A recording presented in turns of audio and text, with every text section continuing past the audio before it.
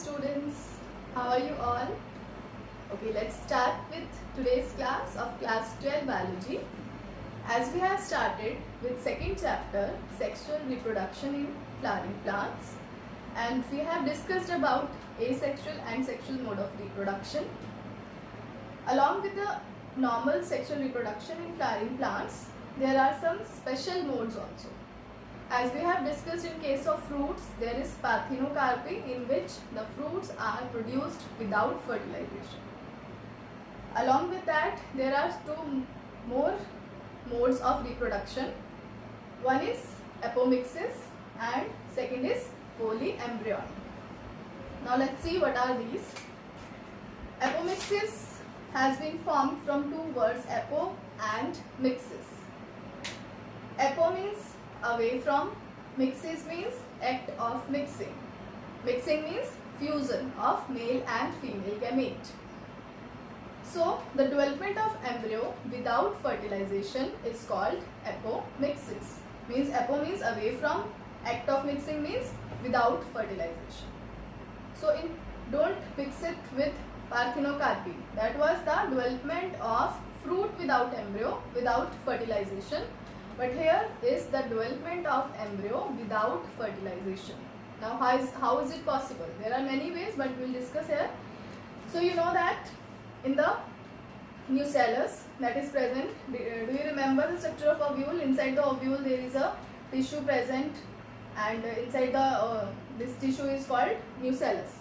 So the nucellus, one of the cell of the nucellus will act as the myocyte or megaspore mother cell, because it will undergo meiosis to form egg cell in the form of embryo sac, that we have already discussed in the development of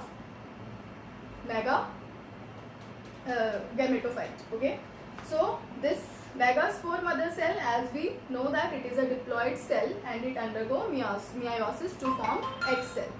But sometimes it can happen that it does not undergo reductional division, but it will undergo mitosis. It can happen by chance. So due to mitosis, the egg formed will be, all the cells will be present that are present inside the embryo sac will be diploid, including the egg cell. So the egg cell will also be a diploid cell. So this egg cell without fertilization will start undergo development. तो ये egg cell fertilization के बिना ही development start कर देगा और क्या form करेगा? Embryo. Okay, is it clear? So the nucellus cell, one of the nucellus cell will act as a megaspore mother cell. It will undergo mitosis instead of meiosis. Then it will form a diploid egg, that is a 2N means diploid, and it will undergo development to form embryo. Now this embryo will be a diploid embryo, and this is called as apomixis. It is found in some species of Asteraceae family and grasses. And this apomixis, there is a question in your book that can it be considered as a clone? Yes, obviously, because clone, you know that it is genetically the plant which is genetically similar to the parent plant. Because in this embryo only egg cell has been contributed. यहाँ पे क्या है, fertilisation नहीं हुई है, सिर्फ egg cell ने ही इसको कंट्रीब्यूट किया है, जिसकी वजह से इसके अंदर सारे के सारे जीन्स फीमेल प्लांट से आए हैं. तो this can also be considered, the plant which is grown by apomixis can be considered as a clone plant which has same character as that of its mother plant. So is it clear? This is apomixis. Next one is polyembryony. As the name is saying, poly means more than one and embryony means embryo. So if more than one embryo is present in a single seed, then it is called as polyembryony. Is it clear? If more than one embryo is present in a single seed, then it is called as polyembryony. Now let's see how does it occur. So this is the structure of an ovule. Embryo sac is present in the center. Around the embryo sac there is a nucellar tissue which has diploid cells. Outside the nucellus there are two layers of integuments. Sometimes it can occur that some of the cells of the nucellus which are diploid, they will try to enter inside the embryo sac. You can see here I have shown arrows because these nucellar cells, they may they may try to enter inside the embryo sac, and these are diploid cells. They will undergo development and they will form the embryo. Similarly, the integument cells also, they are also diploid. They will try to enter inside the embryo sac, due to which these cells will undergo development, and the development from nucellus or embryo will form a new embryo, because you know that inside the embryo sac there is a egg cell which is haploid in nature, and when the male gamete will come, they will undergo fertilization, they will form the normal embryo, the seed will be formed, but due to these nucellar or integument cell, the embryo's dual will be also retained within the same ovule. So is it clear? इसमें क्या होगा, एक ही seed के अंदर एक तो normal embryo जो fertilisation से फॉर्म हुआ है वो रहेगा, प्लस जो एम्ब्रियोज न्यूसेलस और इंटेग्यूमेंट्स के सेल से डेवलप हुए हैं वो भी उसके अंदर ही रहेंगे. Okay, so due to which there is a chance that there can be more than one embryo within a single seed. One embryo is normal because that will be formed by a single fertilization. But in this case, there can be a chance that more than one embryo can develop within a single seed, and this is called as polyembryonic. The best example is mango and orange. You can find also, take one orange, squeeze the seeds, and then squeeze the seeds of the orange. Then there can be a chance that some seeds can be with a single embryo, normal, which is formed by fertilization, but some seeds may carry more than one embryo. और you can also check the mango seed also. Mango के seed को जब आप open करेंगे उसमें single embryo भी हो सकता है और एक से ज़्यादा एम्ब्रियोज भी हो सकते हैं. I will show you in case of mango more than one embryo, then it will be more clear to you.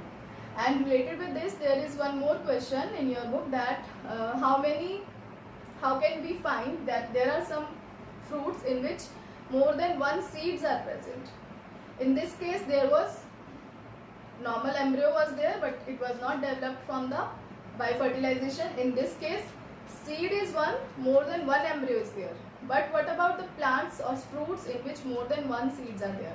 For example, if we talk about orange has many seeds in it, apple has many seeds in it.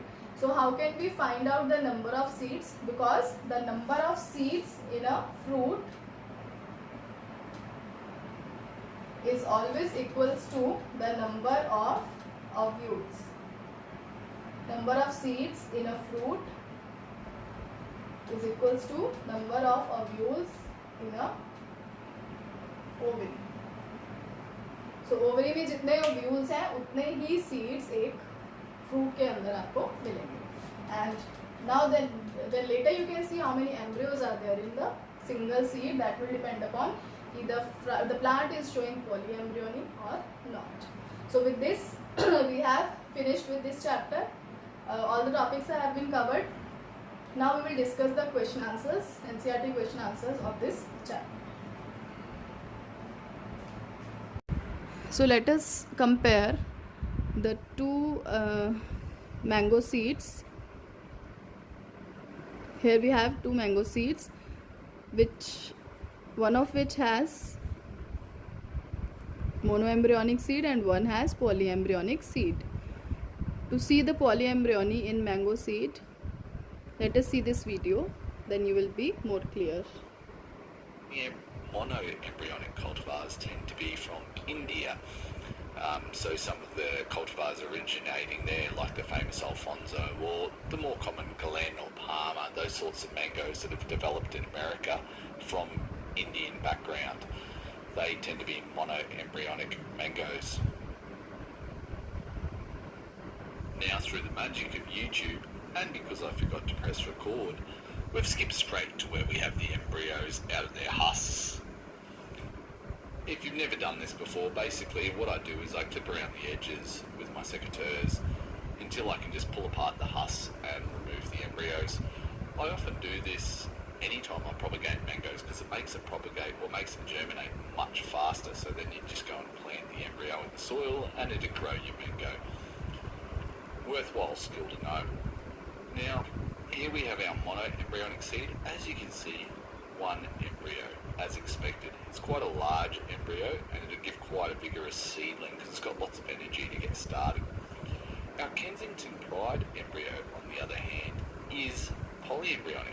see we've got 1, 2, 3, 4, 5 embryos all in one. 6, 1 at the back. Okay, they're all separate embryos, and so let's say there's 6. So you have seen the two mango seeds, one, the right one having single large embryo and the left one having 5 to 6 embryos in it, showing polyembryonic. So now is it clear to you? Mango, and similarly in orange also you can squeeze the seeds to see more than one embryos present in some seeds of orange. This you can do by yourself. Let us now discuss the question answers of chapter 2 that we have completed.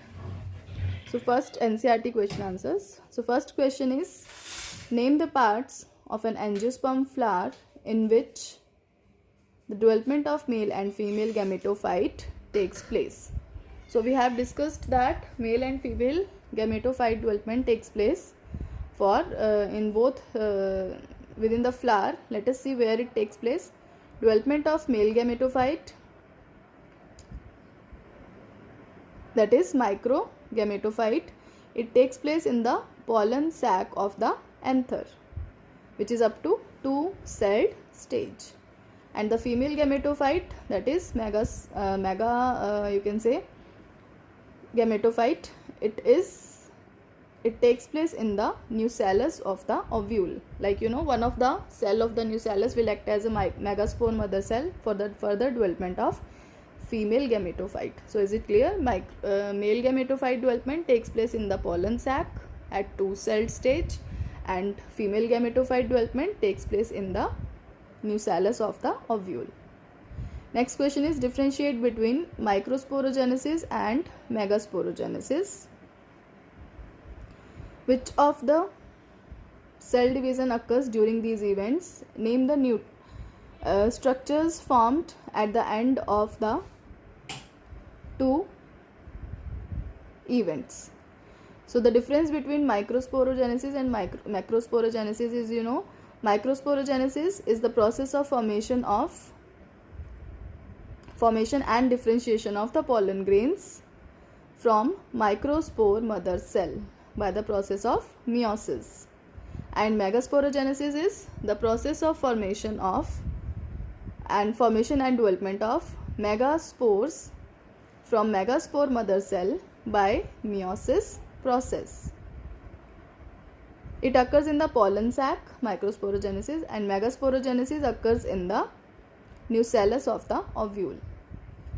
Microsporogenesis, all the 4 pollen grains are formed from the 4 megaspores, means a single microspore mother cell will divide by meiosis to form 4 cells which will further form pollen grains. Whereas in case of megasporogenesis, as the megaspore mother cell undergo meiosis to form 4 cells, only one will further undergo development to form female gametophyte, all other 3 will be degenerated. Results of the formation of the pollen grains. Results of the formation, it results in the formation of pollen grains, and megasporogenesis results in the formation of embryo sac, that is female gametophyte. The next question is, arrange the following in the correct developmental sequence: pollen grains, sporogenous tissue, microspore tetrad, pollen mother cell, and male gametes. So let us arrange them in the correct developmental sequence, means which is developed first. You have to put in the left side, moving towards the cell which develops in the last. So first one is sporogenous tissue, which is already present. Then one of the cell will act as a pollen mother cell, which will undergo meiosis to form microspore tetrad. Then will undergo development to form pollen grains, and inside the pollen grains male gametes will be developed. So the sequence will be first sporogenous tissue, then pollen mother cell, then microspore tetrad, then pollen grains, and then male gametes. Next is With a neat label diagram, describe the parts of a typical angiosperm ovule. So as we have already discussed the structure of ovule and anatropous ovule, then you can I have given you as your homework also, you have to draw the structure of ovule, and you can also write a little bit about the each and every part, means what is the function of each and every part, what is the location of each and every part. Next question is, what is meant by development by monosporic development of female gametophyte? This also we have already discussed when we have discussed the chapter. So in many flowering plants, only one out of the 4 megaspores enlarges and develops into female gametophyte or embryo sac. When we have discussed about the development of female gametophyte, we know that megaspore mother cell undergo meiosis to form 4 megaspores. Out of these, only one will undergo further development to form female gametophyte or embryo sac. Other 3 will be degenerated. So this type of development is called monosporic because only one cell will undergo development. Other 3 will be degenerated. Write a neat label diagram of the 7-celled 8-nucleated structure of female gametophyte. So we have already discussed this structure, and it is also called embryo sac. You have to draw the diagram with the labeling of each and every cell. The upper one is the chalazial end, lower one is the micropylar end. 3 antipodal cells are there at the chalazial end, 2 polar nuclei in the center, 2 synergids with the egg cell in the center. You can also write function of each and every cell. Next is, what are chasmogamous flowers? Can cross pollination occur in chasmogamous flowers? Give reason for your answer. Chasmogamous flowers are open flowers in which anther and stigma are exposed for pollination. Cross pollination cannot occur in clistogamous flowers. So they have asked about chasmogamous flowers. What are chasmogamous flowers? Are the open flowers. But they are asking, can cross pollination in clistogamous flower is possible? So clistogamous flowers are closed flowers. So as we have discussed already that in closed flowers or clistogamous flowers, there is a chance of self pollination instead of cross pollination because of the closed condition of the flower, but it will completely depend upon the maturity of the anther and the stigma. So there is no chance of cross pollination in clistogamous flowers, for example oxalis and viola. Next question is, mention 2 strategies evolved to prevent self-pollination in flowers. So what can be done to prevent self-pollination in flowers? Continued self-pollination can decrease the vigor and vitality.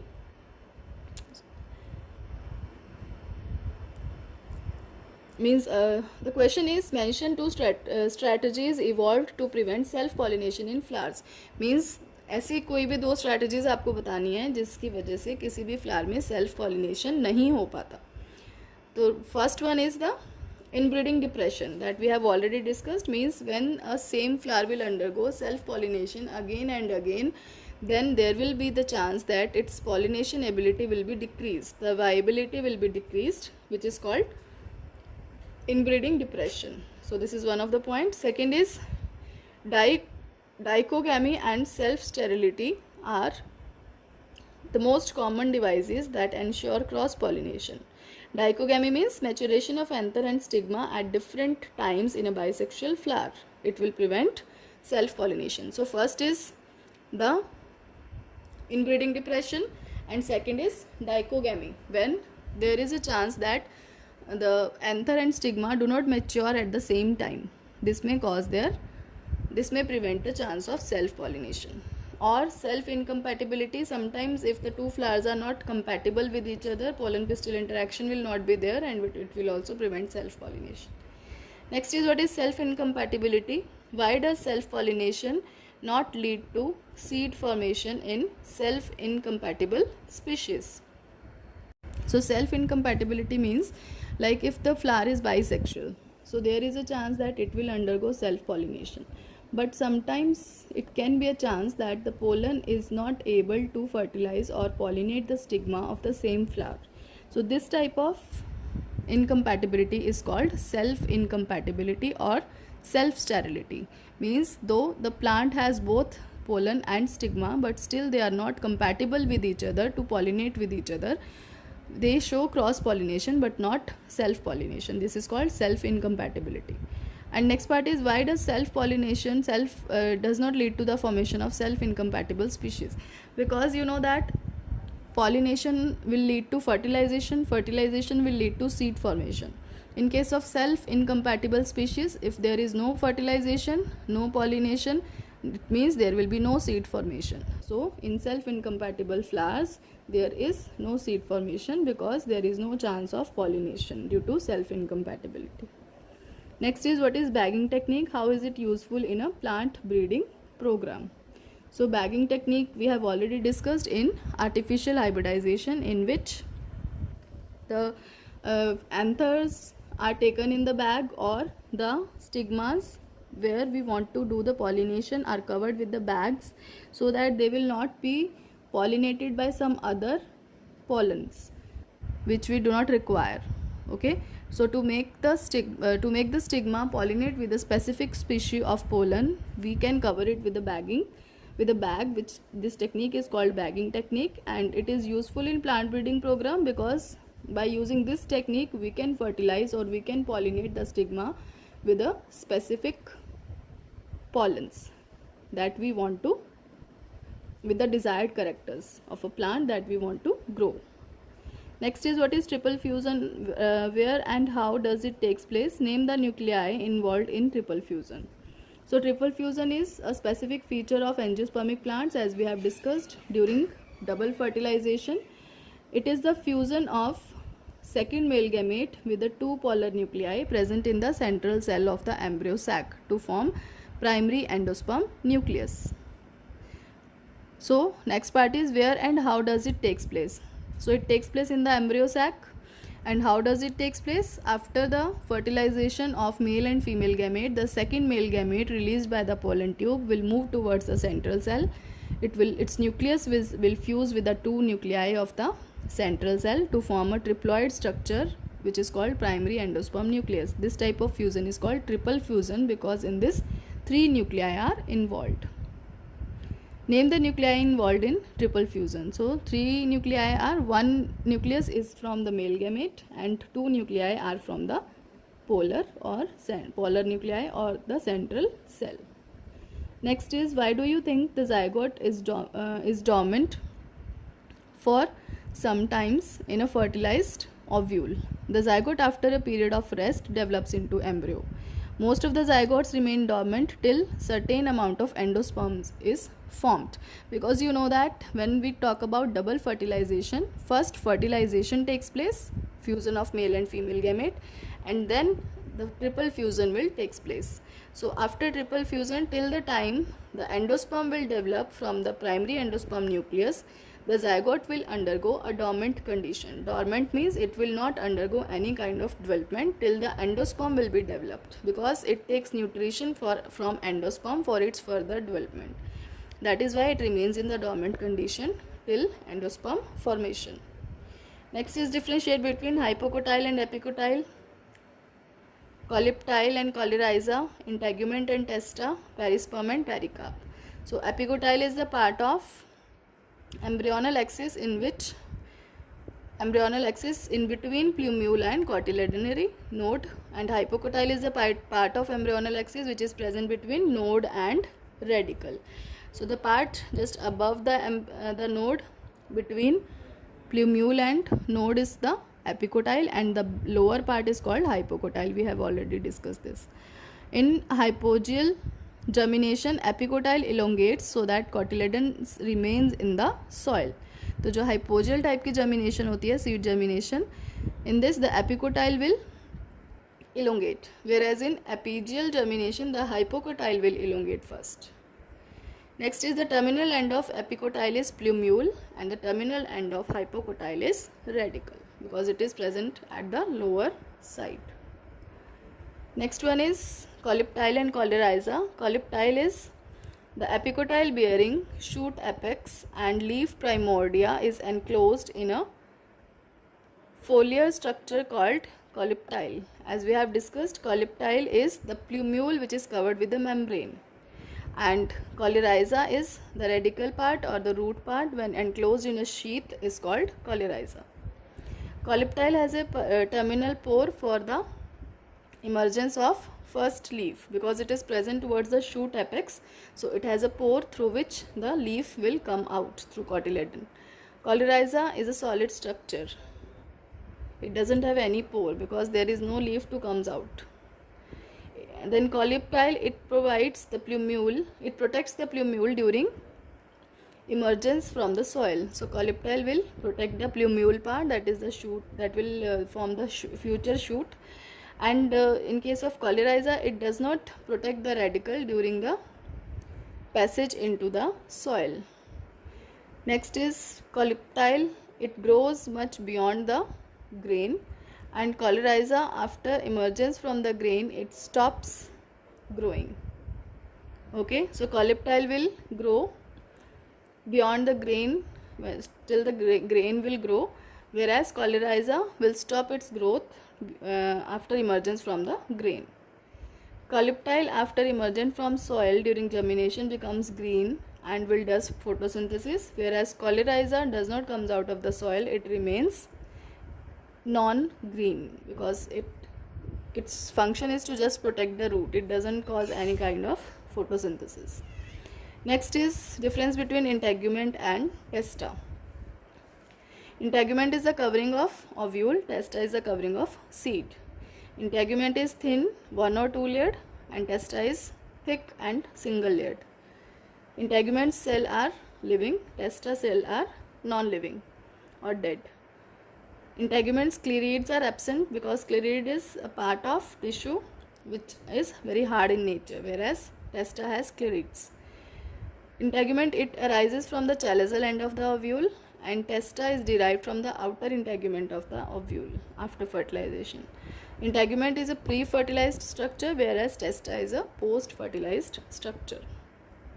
Difference between perisperm and pericarp. Perisperm is used nucellus in the seed. It is used nucellus in the seed, and pericarp is the covering of the fruit that develop from ovary wall. Pericarp is a part of seed perisperm is a part of seed, whereas pericarp is a part of fruit. Perisperm is usually dry. Pericarp can be dry or fleshy, like in dry or fleshy fruits. Pericarp is often non-functional for seed, perisperm, and pericarp is a protective covering which help in the dispersal and nutrition. Perisperm is present only in few seeds, and pericarp is found in all kind of seeds. Why is apple called as a false fruit? Which part of the flower forms the fruit? As we have discussed when we talked about the fruit, the true and false fruits. So apple is considered as a false fruit because it does not develop from the ovary part. The edible part of apple is actually thalamus. That is why it is a false fruit. Which part of the flower forms the fruit? So in case of apple, strawberry, etc., the thalamus will form the fruit. Next is, what is meant by emasculation? When and why does the plant breeders employ this technique? Emasculation is the removal of anthers to prevent self-pollination. So when we have discussed about artificial hybridization, we have discussed emasculation, and this is done by farmers to remove the anther so that the self-pollination can be prevented, because plant breeding is a program in which they want to breed plants with their desired characters, and this can be only possible when the anthers of a specific species will pollinate the stigma of a specific species, and this can be prevented by cutting the anthers from the plant. Next is, if one can induce parthenocarpy through the application of growth substances, which fruits would you select to induce parthenocarpy and why? This also we have discussed in the chapter, that it can be done by inducing growth hormones. We can obtain grapes, oranges, pineapple, guava, watermelon, lemon because of their increasing demand by the fruit industries, where they want to produce the fruits without seeds. Next is, explain the role of tapetum in the formation of pollen grain wall. So all the functions of tapetum we can discuss here. Like tapetum is the innermost layer, so it will nourish the developing pollen grains. It will also produce the ubish bodies, which will help in the ornamentation of the pollen grain walls. And the compound will also provide the spiny appearance to the exine, because it will produce the sporopollenin to form the hard covering around the pollen grains, which help to protect the pollen grains. Next is what is apomixis and what is its importance. So apomixis, we have discussed that the mode of asexual reproduction that produce seeds without fertilization, in which the embryo will be the gamete, the myocyte will not undergo meiosis, but it will undergo mitosis to form diploid egg, which will further undergo development to form embryo in the seed. So it is found in the species of Asteraceae and grass. And why is it important? Because we can obtain the plant if we want to get a plant which have the same characteristic as that of its mother plant, because it is producing, or it is developing from the female plant only. There is no role of male plant in this. So we can obtain such varieties of plants if we want to do so. But the drawback is that the hybrid seeds have to be produced every year, because the seeds of the hybrid plant do not maintain hybrid characters for a longer period due to segregation of characters. This can be avoided by apomixis and can be induced in hybrid seeds. And in case of hybrid seeds also, we can go for apomixis, because if we want to get a specific characters of a female plant, then we can go for apomixis. So this is all about the question answers of this chapter, and I will send you this file so that you can read it again, and you can write it in your notebook.